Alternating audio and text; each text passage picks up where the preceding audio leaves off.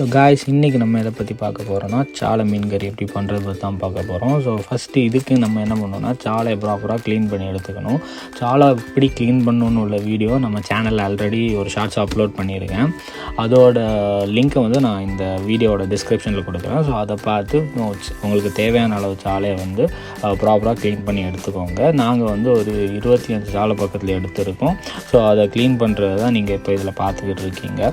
So அதை கொஞ்சம் நம்ம ஃபாஸ்ட்டாக பண்ணி பார்க்கலாம். ஏன்னா அது க்ளீன் பண்ணுறதுக்கு ரொம்ப டைம் எடுக்கும். அதனால் நான் ஒரு டைம் லாப்ஸ் போட்டு விட்டுறேன். ஸோ சாலையை க்ளீன் பண்ணி முடிச்சதுக்கப்புறம் பார்த்திங்கன்னா அதை நல்லா அலசி எடுத்துக்கோங்க. ஸோ அப்போ தான் அதில் இருக்க அந்த ரத்தம் அதெல்லாம் போகும். ஸோ 1 இல்லை 2 வாட்டி அலசி அதை ஒரு புது பாத்திரத்தில் மாற்றி வச்சுக்கோங்க.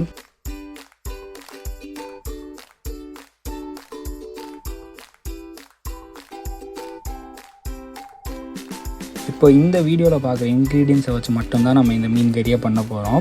ஸோ இதுக்கு நாங்கள் என்னெல்லாம் எடுத்துருக்கோம்னு பார்த்தீங்கன்னா, ஒரு தேங்காய் எடுத்துக்கிட்டோம். அதுக்கு வந்து 3 ஸ்பூன் மிளகாய் போட்டுக்கோங்க. அதுக்கப்புறம் பார்த்தீங்கன்னா 3 ஸ்பூன் மல்லி, அதுக்கப்புறம் 1.5 ஸ்பூன் நல்ல மிளகு, தென் 1/2 ஸ்பூன் மஞ்சள், அதுக்கப்புறம் 1 ஸ்பூன் ஜீரகம் போட்டிங்கன்னா போதும்.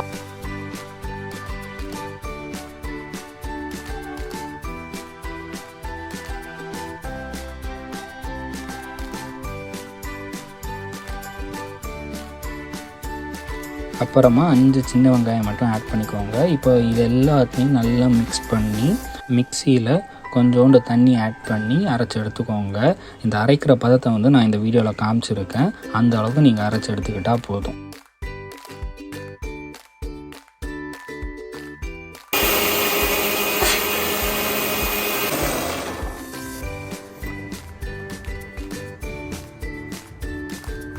அப்புறமா இந்த அரைச்ச மசாலாவை நீங்கள் வெட்டி க்ளீன் பண்ணி வச்சுருக்க மீன் கூட ஆட் பண்ணிக்கோங்க.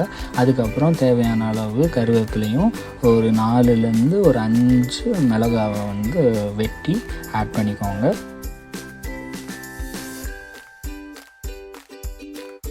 அப்புறமா தேவையான அளவு உப்பையும் சேர்த்துக்கோங்க. அப்புறமா கடைசியாக மீன் கறிக்கு ரொம்ப முக்கியமான இன்க்ரீடியண்டான புளிக்கரைசலையும் ஆட் பண்ணிக்கோங்க.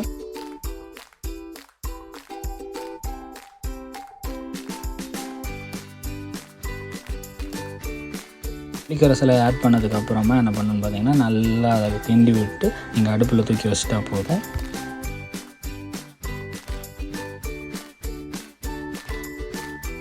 அப்புறமா என்ன பண்ணணுன்னா, அப்போ கிண்டி விட்டுக்கோங்க. கரெக்டாக ஒரு 18லேருந்து 20 நிமிஷம் ஆனதும் இந்த மாதிரி கொதிக்க ஆரம்பித்ததும் நீங்கள் சாலை எடுத்து பார்த்தீங்கன்னா இந்த பதத்தில் இருக்கும். ஸோ இந்த பதத்தில் இருந்துச்சுன்னா சாலை வந்து வெந்துருச்சுன்னு அர்த்தம். ஸோ நீங்கள் கறியை வந்து அடுப்பு ஆஃப் பண்ணி இறக்கி வச்சுக்கலாம். ஸோ ஃபைனலி நம்ம அழகான சாலை மீன் கறி செஞ்சு முடிச்சிட்டோம். இதே மாதிரி உங்கள் வீட்லேயும் ட்ரை பண்ணி பார்த்துட்டு எப்படி வந்துச்சுன்னு கமெண்ட் பண்ணுங்கள். இதே மாதிரி அடுத்தடுத்து நிறைய வீடியோஸ் நம்ம சேனலில் அப்லோட் பண்ண போகிறோம். அதெல்லாம் பார்க்கணுன்னா நம்ம சேனலை வந்து மறக்காமல் சப்ஸ்கிரைப் பண்ணுங்கள். பிடிச்சிருந்துச்சுன்னா ஒரு லைக்கையும் தட்டி விட்டுருங்க. பாய்.